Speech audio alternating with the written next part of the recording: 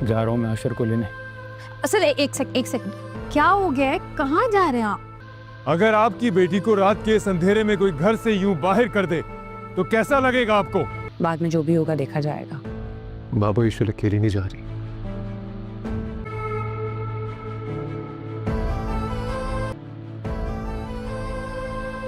हम दोनों साथ जा रहे हैं। बस मैं सुबह ही जाके ना ईशल को घर ले आऊंगी।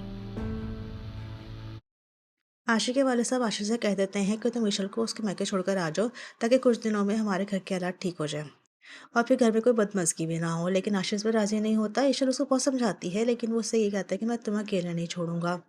फिर जब वो अगले दिन उसको छोड़ने के लिए जाने लगता है तो वालिद साहब पर की इजाज़त मांगता है। वो समझते हैं कि उसको छोड़ने के लिए मैके जा रहा है, लेकिन वो उनसे यही कहता है कि ईशल अकेले नहीं जा रही, हम दोनों साथ में जा रहे हैं और अब हम दोनों अलग ही रहेंगे। बस सुनकर उनको बहुत अफसोस होता है। दूसरी जानिब असद भी इसको बात को लेकर बहुत परेशान है। वो आयज़ा से ये बात कह रहा है कि सही नहीं हुआ, लेकिन आयज़ा उसको ये समझा रही है कि वो अभी ईशल के मोहब्बत में मुब्तला है, आप उसको छोड़ दें, कुछ दिनों में मामला ठीक हो जाएँगे। वो नहीं चाहती कि ईशल दोबारा घर में वापस आ जाए, लेकिन असद उससे ये कहता है कि मैं उसको लेने के लिए जा रहा हूँ। दूसरी जानिब अब ईशल की माँ जो है वो भी जानती हैं कि उसका ईशल के साथ घर में क्या-क्या हो रहा है। वो अपने अपने हस्बैंड से यही बातें कहती हैं कि हम उसको घर ले आते हैं। फिर जब इसी बात के दौरान ईशल के वालिद साहब ईशल के घर पहुँचते हैं, तो वो घर से बाहर जा रहे होते हैं।